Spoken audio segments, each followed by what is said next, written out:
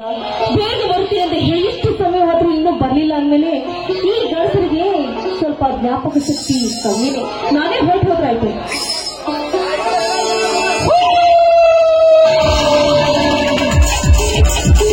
Hello ರೂಪ, ನೋಡಿ, ನಾನು ನಿಮ್ ಜೊತೆ ಮಾತನಾಡೋದಿಲ್ಲ. ನಿಮ್ಮ ಮೇಲೆ ನನಗೆ ಕೋಪ ಬಂದಿದೆ. ಅಲ್ಲ, ಬೇಗ ಬರ್ತೀನಿ ಅಂತ ಹೇಳಿ 10 ನಿಮಿಷ ಲೇಟ್ ಆಗಿ ಬಂದಿದ್ದೀರಲ್ಲ, ಯಾಕೆ? ಐ ಆಮ್ ವೆರಿ ಸಾರಿ ರೂಪ. ನಿನಗೋಸ್ಕರ ಬೇಗನೆ ಬರಬೇಕೆಂದು ನಾನು ಸಾಕಷ್ಟು ಪ್ರಯತ್ನ ಪಟ್ಟೆ. ನನ್ನ ತಂದೆಯವರು ನನಗಾಗಿ ಒಂದು ಹೆಣ್ಣು ನೋಡಿದರು. ಅವಳನ್ನೇ ಮದುವೆ ಮಾಡಿಕೊಂಡು ತುಂಬಾನೇ ಹಠ ಹಿಡಿದಿದ್ದರು ಕಣೆ.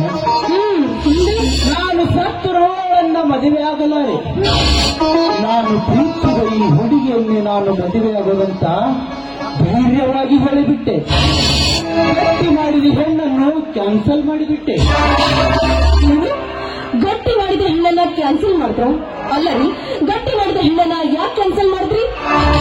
ರೂಪ, ವೀಣೆ ನುಡಿಸಲು ತಂತಿಯ ಬೇಕೆ ಹೊರತು ದಾರದ ಎಳೆ ಅಲ್ಲ.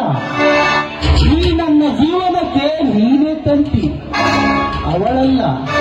ನಿನಗಾಗಿ ಏನು ಬೇಕಾದ್ರೂ ತ್ಯಾಗ ಮಾಡಲು ನಾನು ಸಿದ್ಧ ಕಣೆ. ಅಲ್ಲ, ನೀವಂತವ್ರನ್ನ ಪಡಿಬೇಕಾದ್ರೆ ನಾನು ಪುಣ್ಯ ಮಾಡಿರ್ಬೇಕು. ನಾನು ಸಹ ನಿಮ್ಮಂತೆ ನಮ್ಮ ಮನೆಯಲ್ಲಿ ಮೋಸ ಮಾಡಿದ್ದೇನೆ. ಯಾರಿಗೆ ಮಾಡಿರುವಿ ಮೋಸ?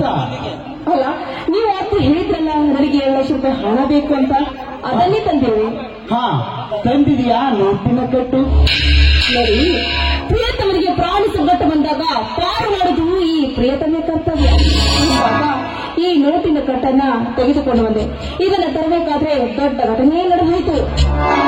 ರೂಪ, ನೀನು ನಟಿಸಿದ ನಾಟಕದ ಸನ್ನಿವೇಶದಲ್ಲಿ ಯಾವುದೇ ದುರ್ಘಟನೆಯೂ ನಡೆಯಲಿಲ್ಲ. ದುರ್ಘಟನೆಯ ಸನ್ನಿವೇಶಕ್ಕೆ ಸಿಕ್ಕಲು ನಾನಲ್ಲ, ಕಳ್ಳರ ಹೆಸರಾಯ್ತು. ನೋಟಿನ ಕಟ್ಟು ನನ್ನ ಕೈಗೆ ಸಿಕ್ತು. ನೋಡಿ, ರಾತ್ರಿ ಎದ್ದ ತಕ್ಷಣ ನನ್ನ ಮನೆ ಬಾಗಿಲನ್ನ ತೆಗೆದು ತಿಜೋರಿಯ ಹಣವನ್ನ ತೆಗೆದುಕೊಂಡು ಮನೆ ಮುಂದಿರುವ ಬೈಕಿನ ಸೈಕಲ್ನ ಬ್ಯಾಗ್ನಲ್ಲಿ ನನ್ನ ಹಣವನ್ನ ಇಟ್ಟೆ. ನನ್ನ ಕೊಳ್ಳಲಿರುವ ನೆಕ್ಲೆಸ್ ಅನ್ನ ಹರಿದು ದೂರ ಬಿಸಾಕಿದೆ. ಅಯ್ಯೋ, ಕಳ್ಳರು ಎಂದು ಕೂಗಿದೆ. ನಮ್ಮತ್ತಿಗೆ ಮತ್ತು ನಮ್ಮಣ್ಣ ಎತ್ತೋ ಬಿದ್ದು ಅಂತ ಬಂದ್ರು. ಅತ್ತ ಇತ್ತು ಹುಡುಕಾಡಿದ್ರೆ ಯಾರು ಕಾಣಲಿಲ್ಲ. ನಮ್ಮಣ್ಣ ಬೆಳಗ್ಗೆ ಎದ್ದುಕೊಂಡೆ ಪೊಲೀಸ್ ಸ್ಟೇಷನ್ಗೆ ಹೋಗಿ ಕಂಪ್ಲೇಂಟ್ ಮಾಡಿದ್ರು. ಆದರೆ ನಮ್ಮಣ್ಣ ಇದನ್ನಲ್ಲ ಮಹೇಶ, ಅವನಿಗೆ ಮೇಲೆ ಸಂಶಯ ಬಂದಿದೆ. ಅದಕ್ಕೆ ನನಗೇನು ಮಾಡ್ಬೇಕನ್ನೋದು ತೋಚಬೇಕು. ಯೋಚನೆ ಮಾಡಿದಿರು ರೂಪ. ನೀನು ನನ್ನ ಉಪಾಯ ಪಾಲಿಸಿದರೆ ನನ್ನ ಧರ್ಮ ದೇವತೆ ಆಗದಂತೂ ಗ್ಯಾರಂಟಿ. ಇಲ್ಲದಿದ್ದರೆ ನೀ ತಂದ ಹಣದಿಂದ ನಮ್ಮಿಬ್ಬರ ಹೆಣವಾಗದಂತೂ ಖಚಿತ. ಯಾವುದು ಬೇಕು ರೂಪ ನಿನಗೆ? ನೋಡಿ, ನಿಮ್ಮ ಮಾತಿನಂತೆ ಪಾಲಿಸುತ್ತೇನೆ. ಇಲ್ಲದಿದ್ರೆ ನಾನು ಮಾಡುತ್ತಿರುವ ಈ ಕಳ್ಳತನ ನಮ್ಮ ಅಣ್ಣನ ಕೈಗೆ ಏನಾದ್ರೂ ಸಿಕ್ಕರೆ ನಾನು ಸೆರೆಮನೆಗೆ ಹೋಗಬೇಕಾಗುತ್ತೆ. ಈ ನಾನು ತಂದ ಹಣ ಮನೆಗೆ ಹೋಗಬೇಕಾಗುತ್ತೆ. ಅದಕ್ಕೆ ನಾನು ನಿಮ್ಮ ಹೆಂಡತಿ, ನಿಮ್ಮ ಮಾತನ್ನ ಚಾಚು ತಪ್ಪದೆ ಪಾಲಿಸುತ್ತೇನೆ. ಸತ್ಯವಾಗಿ ಮಾತು ಪಾಲಿಸುತ್ತೆಂದು ವಚನ ಕೊಡುವೆಯಾ? ಪ್ರಾಮಿಸ್ ಮಿಸ್ಟರ್ ಕರ್ಮೇಂದ್ರ, ನೀವು ಹೇಳಿದ ಯಾವುದೇ ಮಾತಿರಲಿ ಚಾಚು ತಪ್ಪದೆ ಪಾಲಿಸುತ್ತಾರೆ ರೂಪ.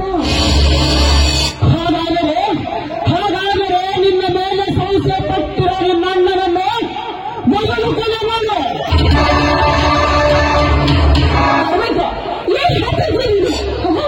ಒಳಗಿಟ್ಟಿರೋ ಅಣ್ಣನನ್ನು ನಾನು ಕೊಲೆ ಮಾಡ್ಬೇಕಾ?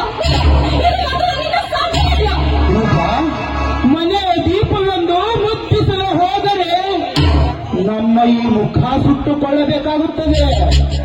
ನಮ್ಮವರೇ ಎಂದು ಅಕ್ಕರೆ ತೋರಿಸಿದರೆ ನಮ್ಮಿಬ್ಬರಿಗೆ ಆಪತ್ತು.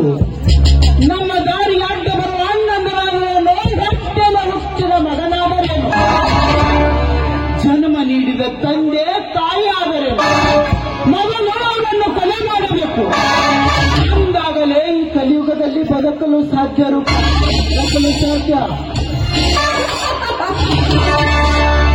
All right Karmendra, all right. ಅಂತ ಸಂದರ್ಭ ಬಂದ್ರೆ ಅವರನ್ನ ನಾನ್ ಕೊಲೆ ಮಾಡ್ತೀನಿ, ಆಯ್ತು? ಇರಬೇಕು ನಿನ್ನಂತ ಪ್ರೇಯಸಿ. ನಾ ಹೇಳಿದ 50 ಲಕ್ಷ ರೂಪಾಯಿ ಕೊಡು ನನ್ನ ಕೈಗೆ. ಹಾ, ತೆಗೆದುಕೊಳ್ಳಿ. ನೋಡಿ ಕರ್ಬೇದ್ರ, ಮತ್ತೆ ನಮ್ಮ ಮದುವೆ ವಿಷಯ ಎಲ್ಲಿಗೆ ಬಂತು? ಯಾವಾಗ ಇಟ್ಟುಕೊಳ್ಳೋಣ? ಯೋಚನೆ ಮಾಡುವುದಿರೂಪ. ನಮ್ಮಿಬ್ಬರ ಹೃದಯ ಮಿಲನವಾಗಿದೆ ಅಂದಾಗ ಮಾನಸಿಕವಾಗಿ ಮದುವೆ ಆದಂತೆ ಸರಿ. ಮತ್ತೇಕೆ ಮದುವೆ ಎಂಬ ಮೂಢನಂಬಿಕೆ? ಯೋಚನೆ ಮಾಡಿ ನಾನೆಲ್ಲ ಹೇಳುತ್ತೇನೆ. ಅದರ ಬಗ್ಗೆ ಚಿಂತೆ ಮಾಡಬೇಡ. ಅಲ್ಲ, ನಾನು ಚಿಂತೆಯಲ್ಲಿದ್ರು ಈ ನನ್ನ ಚಿಂತೆಯನ್ನು ಹೊರಹಾಕುವ ನನ್ನ ಚಿನ್ನ ನನ್ನ ಮನೆಯಲ್ಲೇ ಇರಬೇಕಾದ್ರೆ ನಾನು ಯಾಕೆ ಚಿಂತೆ ಮಾಡಲಿ? ಅಲ್ಲ, ಹೌದು.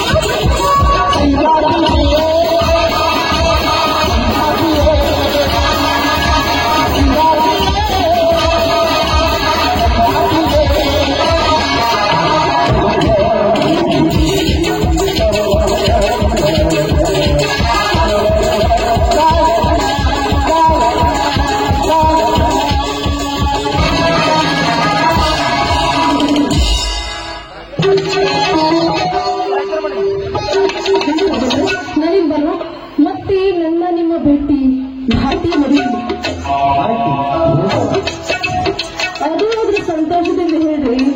ಆಯ್ತು ಕಣೆ, ಹೋಗಿ ಬಾ. ಹೋಗ್ಲಾ? ಹೋಗ್ಲೇಬೇಕಾ?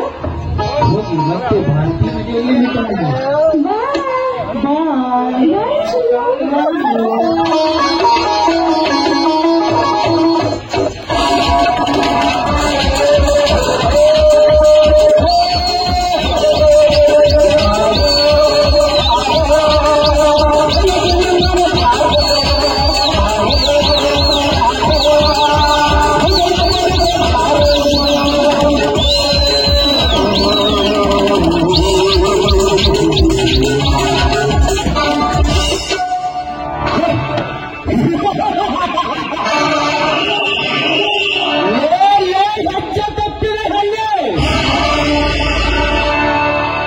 ಯೌವನದ ಮಬ್ಬಿನಲ್ಲಿ ಮದುವೆಗಿಂತ ಮುಂಚೆ ನಮ್ಮಂತ ಕಲಿಯುಗದ ಕಾಮುಕರ ಕೈಗೆ ಹಣ ತಂದು ಕಟ್ಟರೆ ನಿನ್ನ ಕೊರಳಿಗೆ ತಾಳಿ ಕಟ್ಟೇರಲೇ ಹುಚ್ಚೆ.